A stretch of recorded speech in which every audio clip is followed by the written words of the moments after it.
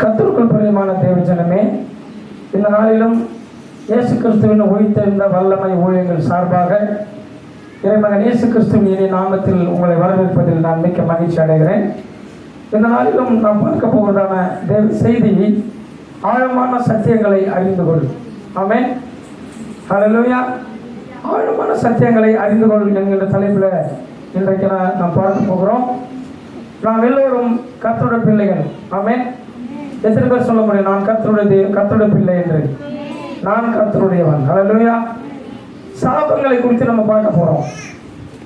ஆமென். சாபங்கள் எதனால் வருகிறது, அது சாபம்னா என்ன, எதெல்லாம் சாபம் அப்படின்றத வேத வசனத்தின் மூலமாய் நாம் பார்க்க போகிறோம். சங்கீதங்களின் புஸ்தகம் 16வது அதிகாரம் அதில் 4வது வசனத்தை ஒருவர் வாசிக்கும்படி என்பதை கேட்டுக்கொள்கிறேன். அந்நிய தேவனை நாடி பின்பற்றுகிறவர்களுக்கு வேதனைகள் பெருகும். அவர்கள் செலுத்துகிற இரத்த பான பலிகளை நான் செலுத்த மாட்டேன். அவர்களுடைய நாமங்களை என் உதடுகளினால் உச்சரிக்கவும் மாட்டேன். ஹல்லேலூயா. உண்மையான ஒரு அர்த்தம் என்னன்னா, கிறிஸ்தவ பிள்ளைகளாகிய நாம், ஆமென், அந்நிய தேவனை நாடி பின்பற்றுகிறவர்களுக்கு அநேக வேதனைகள் பெருகும். எழுதிருக்குதா? அந்நிய தேவன் அப்படின்னா யாருமா? அந்நிய தேவன் எல்லாருக்கும் கவனிக்க. அந்நிய தேவன் அப்படின்னா யாரு? நாமெல்லாம் யாருடையவர்கள்? இயேசுவுக்கு சொந்தமானவர்கள், கர்த்தருடையவர்கள், இயேசுவின் பிள்ளைகள். அப்ப இயேசுதான் நமக்கு தெய்வம். இயேசுவை தவிர்த்து வேற எதையாவது நம்ம வணங்கணும்னா அது எல்லாமே நமக்கு அந்நிய தேவர்கள். அப்படி அந்நிய தேவர்களை நாடி இயேசுவை விட்டுவிட்டு கிறிஸ்தவர்கள் என்று சொல்லப்படுகிறதான நாம், கர்த்தருடைய பிள்ளைகள் என்று சொல்கிற நாம், இயேசுவை விட்டுவிட்டு மற்றவைகளை அந்நிய தேவனை நாடி பின்பற்றி போவோமானால் வேதனைகள் பெருகும். என்ன பெருகும்? வேதனைகள் பெருகும். அந்த வேதனைகள் பயங்கரமா இருக்குது. ருமாட்டிசம், சக்கரை வியாதி, பிபி, சுகரு, அல்சரு, மலடிகள், மலட்டுத்தன்மை, கர்ப்பம் விழுதல், எரிபந்தமான குப்புலங்கள், நிறைய வியாதிகள், மூல வியாதி, சொறி, சிறங்கு, இதெல்லாம் அந்நிய தேவனை நாடி பின்பற்றுகிறவர்களுக்கு அநேக வேதனைகள் பெருகும் என்ற சத்தியத்தில் வருகிறதான வியாதிகள். ஆமென். அது அந்த வேதனைகள் பெருகும். வேதனைகள்னா நான் சும்மா கொஞ்சம் தான் சொன்னேன், நிறைய இருக்கு. ஆமென், ஹல்லேலூயா. அவர்கள் செலுத்துகிற இரத்த பான பலிகளை நான் செலுத்த மாட்டேன். அப்படின்னா என்ன அர்த்தம்? அநேகர் என்ன பண்ணுவாங்கன்னா ரத்தம் சிந்துவாங்க. அது என்ன ரத்தம்ன்றது உங்களுக்கு தெரியும்.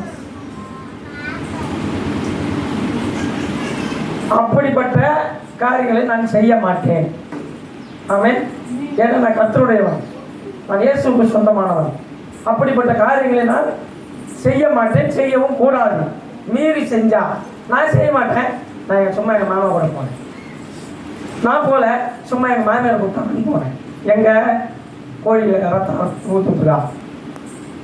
அதான் இங்க சொல்லுவோம், அந்நிய தேவனை நாடி பின்பற்றி போகிறவர்களுக்கு அநேக வேதனைகள் பெருகும். பின்பற்றி போகவே கூடாது. யாரெல்லாம் போட்டோம், நீ பின்பற்றி போகாம இரு. ஆமென். கூட போனாலும் முடிஞ்சு போச்சு கதை. ஹல்லேலூயா. அப்படி அவர்கள் செலுத்துகிற இரத்தபான பலிகளை நான் செலுத்த மாட்டேன். அவர்கள் நாமங்களை என் உதடுகளினால் உச்சரிக்கவும் மாட்டேன். இதுதான் உண்மையான ஒரு கிறிஸ்தவனுக்கு இருக்க வேண்டிய ஒரு வைராக்கியம். ஆமென். இயேசுவை தவிர நான் வேற எதுவும் சொல்ல மாட்டேன், வேற எந்த நாமத்தையும் நான் உச்சரிக்கவும் மாட்டேன். இப்படி இருக்கணும் கிறிஸ்தவர்கள். ஆனா நடக்கிற சூழ்நிலைகள் என்னன்னு கேட்டீங்கன்னா, எல்லாமே தெய்வம் தானப்பா. நிறைய இதெல்லாம் திரும்பி சொல்லிக்கிறேன். கிறிஸ்டியானிட்டிலே நிறைய தெய்வங்கள். இயேசு மட்டும்தான் நமக்காக ரத்தம் சிந்தினாரு, இயேசு மட்டும்தான் நமக்காக பலியானாரு, இயேசு மட்டும்தான் நமக்காக அடிக்கப்பட்டு நொறுக்கப்பட்டு கல்வாரியில ரத்தம் சிந்தி அவர் ரத்தத்தினால பாவத்திலிருந்து சாபத்திலிருந்தும் மீட்டெடுத்தது இயேசு மட்டும்தான். கிறிஸ்டியானிட்டியில மற்ற தெய்வங்கள் என்று சொல்லப்படுகிறது ஒண்ணுமே நமக்கு பாவத்திலிருந்து மீட்டெடுக்கல. அப்ப இயேசு மட்டும்தான் மீட்டெடுத்தாரு. அப்ப இயேசு பேரை மட்டும்தான் நம்ம சொல்லணும். பாத்திமாவை ஏய் போகாது.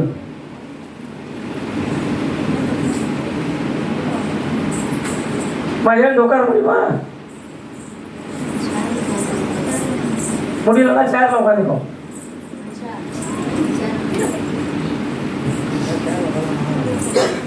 சத்தியத்தை கேட்கக்கூடாதபடிக்கு பிசாசு வஞ்சகம் பண்ணுவான். நீ தூங்கிட்டு டயர்டா இருக்குது. சத்தியத்தை மறுகள் சத்தியம் உங்களை விடுதலையாக்கும். அந்த சத்தியத்தை கேட்கணும். கரெக்டான சத்தியத்தை தான் அப்பா கொடுத்துருக்கிறாரு. ஆமென். அப்போ அந்நிய தேவனை நாடி பின்பற்றுகிறவர்களுக்கு வேதனைகள் பெருகும். ஒரு கிறிஸ்தவ குடும்பத்தில் பிறந்து ஒரு கிறிஸ்துவ மகளாய் வாழ்ந்து அல்லது கிறிஸ்துவ மகனாய் வாழ்ந்து கிறிஸ்துவை விட்டு விட்டு அந்நிய தேவனை நாடி பின்பற்றி போனால் யாரா இருந்தாலும் வேதனைகள் பெருகத்தான் செய்யும். அவர்கள் செலுத்துகிற ரத்தமான பலிகளை நான் செலுத்த மாட்டேன், அவர்கள் நாமங்களை என் உதவிகளினால் உச்சரிக்கவும் மாட்டேன்னு சொல்லிட்ட பிறகு சாமியா இருக்கிற பேர்ல ஒரு கிறிஸ்துவ குடும்பத்துல ஒரு கிறிஸ்துவ மகளாக இருக்கிறவனுக்கு அல்ல கிறிஸ்துவ மகனாக இருக்கிறவனுக்கு பேரே சொல்ல மாட்டேன்னு வேதம் சொல்லுது. அதுல வேற ஒண்ணு இறங்கினா என்ன அர்த்தம்? இதுல யாரையும் குற்றப்படுத்துறதுக்காக வரல. எத்தனையோ வருஷங்களுக்கு முன்பதாக எழுதின சத்தியம். இந்த வாரத்தில் நான் என்ன சத்தியத்தை போதிக்கணும்? ஏசப்பா, என் ஜனங்கள் விடுதலை அடையணும், உணர்வடைந்து மனம் திரும்பி விடுதலையை பெற்றுக்கொண்டு சமாதானமாய் கடந்து போக வேண்டும் என்று சொல்லி பிரயாசப்பட்ட போது தேவன் இந்த வார்த்தைகள் எனக்கு போதிக்கும்படி ஆலோசனை கொடுத்தார். ஆமென். அப்ப அவர்கள் நாமங்களை என் உதவிகளினால் உச்சரிக்கவும் மாட்டேன் அப்படின்னு சொல்லும் போது நம்ம மீறி சில காரியங்களை செய்து விட்டோமா, அதன் மூலமாய் சில வேதனைகளை அனுபவித்துக் கொண்டிருக்கிறோம். ஆமென். இப்ப இது ஒரு சாபம். இதெல்லாமே சாபம் தான். கர்த்தரை விட்டு வழிவிலகி போனா சாபம். சங்கீதம் 73 அது 27 வாசிக்கலாம். எதெல்லாம் நம்ம சாபமான காரியத்துக்குள்ள செவி கொடுத்திருக்கிறோம். மைக்கில் வாசிக்கிறீங்களா? இதோ உம்மை விட்டு தூரம் போகிறவர்கள் நல்லா கவனிங்க. உம்மை விட்டு தூரம் போகிறவர்கள் நாசமடைவார்கள். உம்மை விட்டு சோரம் போகிற அனைவரையும் சங்கரிப்பேன். அப்படின்னா சங்கரித்து கொன்று சங்கரிப்பேன் அப்படின்னா என்னமா? கொன்று போடுவேன் அர்த்தம். அல்லேலூயா. ஆனாலும் நம்முடைய தேவன் இரக்கமுள்ள தேவன். உம்மை விட்டு தூரம் போகிறவர்கள், இயேசுவை விட்டுவிட்டு உண்மையான தெய்வத்தை விட்டுவிட்டு தூரம் போகிறவர்கள் அப்படின்னா என்ன? ஒரு 5 கிலோமீட்டர் 6 கிலோமீட்டர் போயிட்டு திரும்பி வந்துடுற அதுவா? தேவனை விட்டுவிட்டு தூரமாய் போகிறவர்கள் என்ன அர்த்தம்? இயேசுவை ஓரம் கட்டிட்டு மற்றவைகளை வணங்குகிறவர்கள் அர்த்தம். கவனிக்கிறீங்களா?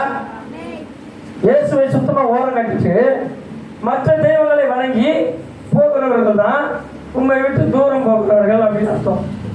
அப்படி தூரம் போகிறவர்கள் நாசம் அடைவார்கள். பிரச்சனை மேல பிரச்சனை, போராட்டத்தின் மேல போராட்டம், வியாதியின் மேல வியாதி, ஆமென், சமாதானம் இழந்து போகுதல், அநேக காரியங்கள், திருப்தி இல்லை, விரக்தி, ஆமென், மரண படுக்க, தேவையில்லாத ஆஸ்பத்திரி செலவு, தரித்திரத்தினுடைய ஆவிகள், இப்படிலாம் கிரியை செய்து வாட்டி வதைக்கும். அல்லேலூயா. அதனாலதான் இப்படி சொல்லுது, உண்மை விட்டு தூரம் போகிறவர்கள் நாசம் அடைவார்கள் அப்படின்னு. ஆனாலும் யார் மூலமாவது கர்த்தர் காப்பாற்றுவார். ஒரு குடும்பத்துல நான் தேவனை விட்டு வழிவிலகி தூரமா போறேன்னு வச்சுக்கேன், எனக்காக எங்க அம்மா ப்ரேயர் பண்ணுவாங்க, எனக்காக எங்க அப்பா ப்ரேயர் பண்ணுவாரு, இல்லை எனக்காக என் தங்கச்சி ப்ரேயர் பண்ணும், இல்லை எனக்காக என் பிள்ளைங்க யாராவது ஜம்ப் பண்ணுவாங்க, அல்லது மாமியார் மருமக யாராவது ஜம்ப் பண்ணுவாங்க. ஆமென். அந்த ஜபத்தின் மூலமாய் இந்த வேத வசனம் நாசமடைவார்கள் என்ற கான்செப்ட் தள்ளி வைக்கப்படும். தேவன் இரக்கம் பாராட்டி பாவத்திலிருந்து சாபத்திலிருந்து மீட்டெடுத்து தயவையும் பாராட்டி சூப்பரா வழிநடத்துவாரு. அதனாலதான் தேடி வந்து ஆசீர்வதிக்கிற தெய்வம். அல்லேலூயா. இங்க திறப்பில் இருக்கிற ஜனங்கள் அநேகர் உண்டு, மற்றவர்களுக்காக ஜெபிக்கிறவர்கள் உண்டு. என்னோட குடும்பம் மிஞ்சி இருக்கிற ஜனங்கள் எல்லாம் ரட்சிக்கப்படணுமே, என் பிள்ளைகள் ரட்சிக்கப்படணுமே, என் மருமகள் ரட்சிக்கப்படணுமே, பாவத்தோட பாவத்தை செய்யறாங்களே, நான் செஞ்ச பாவத்தை விடவா இவங்க நான் இருந்த வழியே விடவா இவங்க இப்படி இருக்கிறாங்க என்று சொல்லி அழித்து கண்ணீர் வடித்து தேவனுடைய சமூகத்துல கதறுகிறவர்கள் இங்கே உண்டு. ஆமென். ஹல்லேலூயா. அப்படிலாம் ஜெபம் பண்றதுனாலதான் இன்றைய வரைக்கும் காப்பாற்றப்பட்டு கொண்டு வருகிறோம். பிரியமானவர்களே, உங்களை விட்டு சோரம் போகிறவர்களை அனைவரையும் சங்கரிப்பு. சோரம் போகிறவர்கள் அப்படின்னா என்னன்னா வேசித்தனம் பண்ணுகிறவர்கள் அர்த்தம். ஒரு தெய்வத்தை வணங்காமல் பலதரப்பட்ட தெய்வங்களை வணங்குகிறதுக்கு பேரு தான் வேசித்தனம். இது உலக பிரகாரமான அர்த்தம் சொல்ல போனோம்னா, ஒரு கணவன் ஒரு மனைவியை விட்டு விட்டு பலதரப்பட்ட பெண்களிடத்துல போட்டுதான் வேசித்தனம். ஆணாவது பெண்ணாவது அப்படி செஞ்சா அதுக்கு பேர் வேசித்தனம். அதே போல ஆதிக்குரிய வேசித்தனம் என்னன்னா, உங்களை விட்டு சோரம் போகிறவர்கள் அப்படின்னா இயேசுவை விட்டு விட்டு கண்ட தெய்வங்கள் என்று சொல்லி வணங்குகிறவர்கள் வேசித்தனம் பண்ணுகிறார்கள் என்று சொல்லி அர்த்தம். அப்படிப்பட்டவர்களை தேவன் சங்கரிப்பார். சங்கரிப்பார்னா கொன்று போடுவார் அப்படின்னு அர்த்தம். ஹல்லேலூயா. அப்படி மரித்தவர்கள் அநேகர் உண்டு. சத்தியத்தை சொல்லியும் கேட்காமல் போகாதே என்று சொல்லி சிலரை எச்சரித்தும் சிலர் போய் சுனாமியில மறித்து இருக்கிறார்கள். ஆமென். சரி, விஷயத்துக்கு வருவோம். சங்கீதம் 37:21 வாசிங்க. 21. துன்மார்க்கன் கடன் வாங்கியும் கொடுக்காமல் இருப்பான், நீதிமானோ இறங்கி கொடுக்கிறான். அதாவது பார்த்தீங்கன்னா, துன்மார்க்கன் கடன் வாங்கி கொடுக்காமல் இருக்கிறான். ஒரு இடத்துல நீ கடன் வாங்கினா திருப்பி கொடுத்துடணும். கொடுக்கலன்னா அதுக்கு சாபம் வரும். அந்த சாபத்தின் மூலமா பல வியாதிகள் வரும். கொடுத்தவன் எவ்வளவு மன வேதனைப்படுகிறானோ அவ்வளவுக்கு அவ்வளவு தாங்கும். ஆமென். இதெல்லாம் சாபம். ஹல்லேலூயா. இப்ப இந்த சாபத்தை எல்லாம் நீக்கணும்னா ஏசப்பாவால் மட்டும்தான் முடியும். துன்மார்க்கன் கடன் வாங்கி செலுத்தாமல் போகிறான், ஏமாற்றுகிறான் என்ற அர்த்தம். ஏமாற்றுகிறவர்களுக்கு தண்டனை கிடைக்கும். அது ஒரு சாபம் வரும். தீமையை விரும்பினால் ஆசீர்வாதம் கிடைக்காமல் போனது. அநேகர் என்ன பண்ணுவாங்க, தீமையை விரும்பினாங்கன்னா தனக்கே தீமையை வருவித்துக் கொள்வார்கள். மற்றவர்களை ஏமாற்றி டேலண்டா இருக்கிற மாதிரி தெரியும், ஆனா தன்னை தாமே ஏமாற்றிக் கொள்வார்கள். ஏன்னா அவர்கள் நன்மையை விரும்பவில்லை, தீமையை விரும்பினார்கள். ஆசீர்வாதம் கிடைக்காமல் போகும். நம்ம கூட நிறைய பேர் என்ன பண்றோம் தெரியுமா, இயேசுவை விட்டு விட்டு தீமையான சில காரியங்களுக்கு நம்ம போறோம், பாவமான சில காரியங்களுக்கு நம்ம போறோம். அதாவது பரிசுத்தத்துக்கென்று அழைக்கப்பட்டவர்கள் நம்மெல்லாம் பாவ வழியில துணிகரமாய் நம்ம போறோம். போகும்போதுதான் அந்த நிம்மதி பறி போகிறது. கர்த்தருடையவன் என்று கையெழுத்து போடுறோம். எப்போ இயேசுவை ஏற்றுக்கொண்டதற்கு அடையாளமா சபைக்கு போய் சத்தியத்தை கேட்டு முழு ஞானஸ்தானம் எடுத்து உடன்படிக்கை செஞ்சு திருமணம் பண்ணி கொள்கிறோம். வாயிலும் தாயிலும் மரணம் நம்மை மட்டும் இயேசு அன்பை விட்டு பிரிக்க மாட்டது என்று நிச்சயத்திருக்கிறதெல்லாம் சொல்லி உடன்படிக்கை செஞ்சு கர்த்தருடைய பிள்ளைகள் அங்கீகாரத்தை பெற்று நான் கர்த்தருடையவன் என்று சொல்லி கையெழுத்து போட்டு கர்த்தருடைய பிள்ளைகளா இருக்கிறோம் ஏதோ ஒரு சபையில. ஆனா அதை தாண்டி அந்த கையெழுத்தை சீர்குலைச்சிட்டு தூக்கி தூரமா விசிறாச்சிட்டு தேவையில்லாத காரியங்களுக்கு நம்ம போகும் பொழுது சிக்கிக் கொள்ளுகிறோம். ஆமென். பாவத்துல சிக்கிக் கொள்ளுகிறோம். சங்கீதம் 31:18 எடுத்து வாசிங்க. இதெல்லாம் சாபம். எதெல்லாம் சாபம் சொல்லி தான் சொல்லிட்டு இருக்கிறேன். நீதிமானுக்கு விரோதமாய் பெருமையோடும் இகழ்ச்சியோடும் கடினமாய் பேசுகிற பொய் உதடுகள் கட்டப்பட்டு போவதாக. இது ஒரு சாபம். நீதிமான்கள் அப்படின்னா யாரு கேட்டா, இயேசு கிறிஸ்துவின் பிள்ளைகள், ஊழியம் செய்கிற ஊழியக்காரர்கள் அல்லது சுவிசேஷகர்கள் அல்லது கர்த்தருடைய பிள்ளைகள் ஆகிய விசுவாசிகள், உண்மை உத்தமம் உள்ள தேவனுடைய பிள்ளைகள், இவர்கள் நீதிமான்கள் லிஸ்ட்ல வராங்க. அந்த நீதிமான்களுக்கு விரோதமாய் பேசினால், நீதிமான்களுக்கு விரோதமாய் பேசினா சத்தியம் சொல்றான்னு வச்சுக்க, இதுதான் சத்தியம். சிலர் கண்டித்து உணர்த்துவாங்க, இப்படிதான் வாழணும், இது மீறினா சாபம் அப்படின்னு சொல்லி போதகர்களோ சுவிசேஷர்களோ நம்ம செய்யற தவறை சுட்டி காட்டுவாங்க. நம்ம என்ன பண்ண தெரியுமா, இந்த ஆளுக்கு எப்போ பார்த்தாலும் வேலையே கிடையாது, எப்போ பார்த்தாலும் இதே வேலையா போச்சு, நம்மளை குறை சொல்றதே தான் வேலையா போச்சு அப்படின்னு சொல்லி நீதிமானுக்கு விரோதமாய் முறுமுறுப்பார்கள். சத்தியம் சொல்லுகிறவர்களுக்கு விரோதமாய் முறுமுறுப்பார்கள். உதாரணத்துக்கு இன்னும் நல்லா ஓப்பனா சொல்ல போனா, இயேசு மட்டும்தான் தெய்வம், அவங்க அம்மாவெல்லாம் தெய்வம் கிடையாது, சூசையப்பர், புனித அந்தோனியார் இதெல்லாம் வந்து தெய்வம் கிடையாது அப்படின்னு சொல்ற பாரு. அதுக்கு என்ன பண்ணுவாங்கன்னா முறுமுறுப்பார்கள். ஆமென். இப்படிப்பட்ட நீதிமானுக்கு விரோதமாய் பேசுகிற பொய் உதடுகள் கட்டப்பட்டு போவதாக. இதெல்லாம் சாபம். ஆமென். சங்கீதம் 9:17 எடுத்து வாசிக்கலாமா?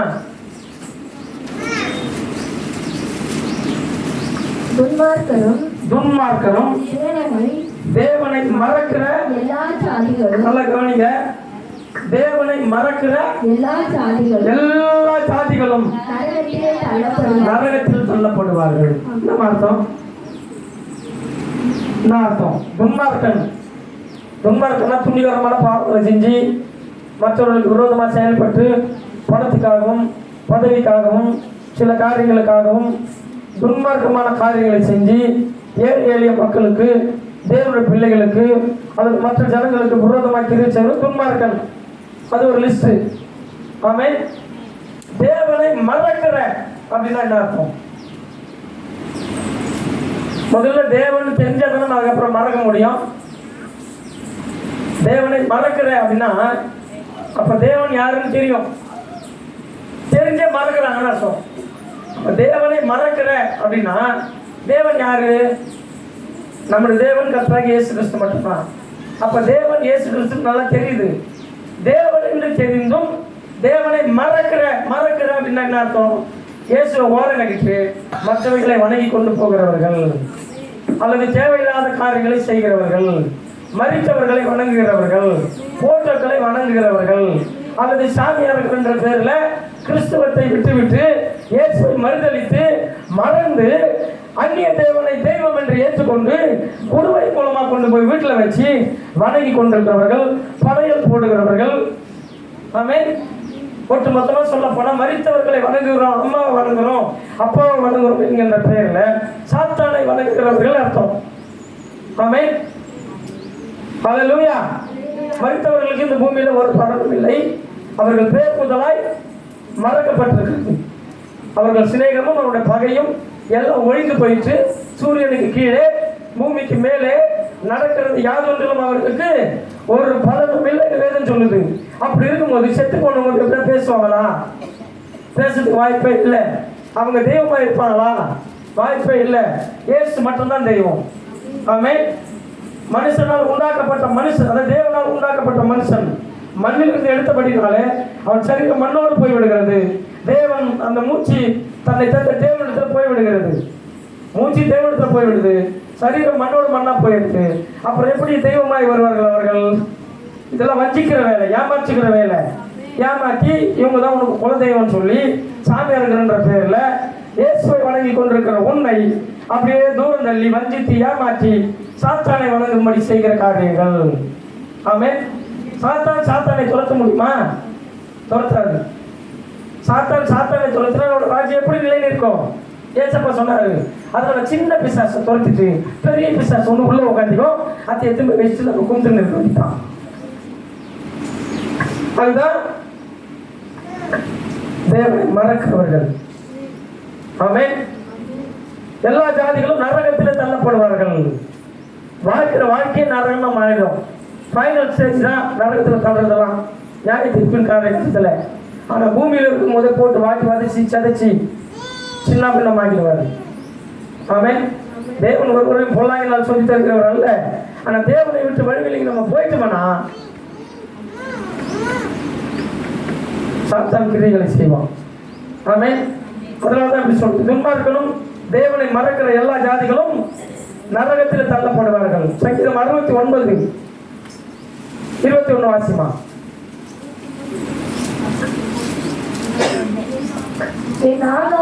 என் ஆகாரத்தில் கசப்பு கலந்து கொடுத்தார்கள், என் தாகத்துக்கு காடியை தந்தார்கள். ஏசப்பாவுக்கு தாகமா இருக்கிறதுன்னு சொல்லி கேட்டப்ப என்ன தந்தாங்க? காடியை கொடுத்தார்கள், கசப்பான காடியை கொடுத்தார்கள் என்று சொல்லப்படுகிறது. அப்போ இதெல்லாம் ஒரு சாபம். ஆமென். இது போல வாழ்க்கை ஃபுல்லா கசப்பா மாறும்.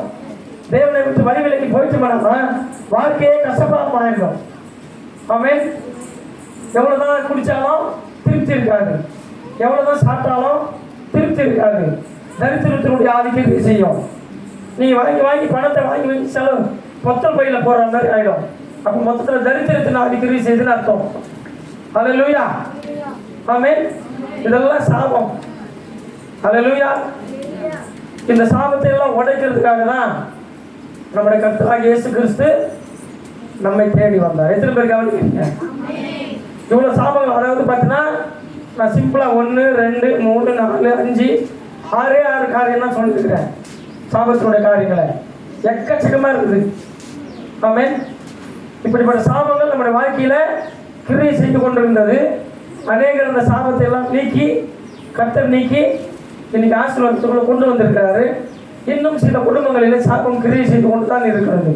தாய் வழி சாபம், தகப்பன் வழி சாபம், மூதாதையோட சாபம், முற்பிதாக்களோட சாபம், பரம்பரை சாபம் எல்லாம் இன்னமும் கிரியை செய்து கொண்டு தான் இருக்கிறது. அதாவது பார்த்தீங்கன்னா சிலர் ரட்சிக்கப்பட்டோம், சிலர் ரட்சிக்கப்பட்டு சபைக்கு வந்துட்டோம், சத்தியத்தை கேட்டோம், சில காரியங்களை செய்து கொண்டு மாறிட்டோம். ஆமென். கர்த்தர் மாற்றிட்டாரு. ஆனாலும் இன்னும் சில முற்பிதாக்களோட சாபம் நம்முடைய குடும்பங்களில் கிரியை செய்து கொண்டுதான் இருக்கிறது. அப்ப அந்த சாபங்களை உடைப்பதற்காக தான் ஏசப்பா நம்மளை தேடி வந்தார், தேடி வராரு. ஏற்கனவே இங்க இருக்கிறவங்களாம் தேடி வந்தாரு. ஆமென். இப்பவும் சிலரை தேடி கொண்டுதான் வராரு. அப்ப தேடும் பொழுது, ஆமா ஏசப்பா நான் என்னை அர்ப்பணிக்கிறேன், நான் செஞ்சது தப்பு தான், நான் தெரியாம போய் மாட்டிக்கிட்டேன், ஆமென், ஏதோ ஒரு சூழ்நிலையில் நான் போய் சிக்கிக்கிட்டேன், எனக்கு சத்தியம் தெரியாம நான் போய் மாட்டிக்கிட்டேன், என்னை மன்னிச்சிருக்கப்பான்னு சொல்லி அந்த நேரத்தில் அவர் வந்து தொடரணும். ஆமென். கர்த்தர் தேடும் பொழுது அவர் சமீபமாக வந்து செவி கொடுக்கிறவர்கள் பாக்கியவான்கள். கர்த்தர் தேடி வருகிறார், நீ செவி கொடுப்பாயா? ஆமென். ஹல்லேலூயா.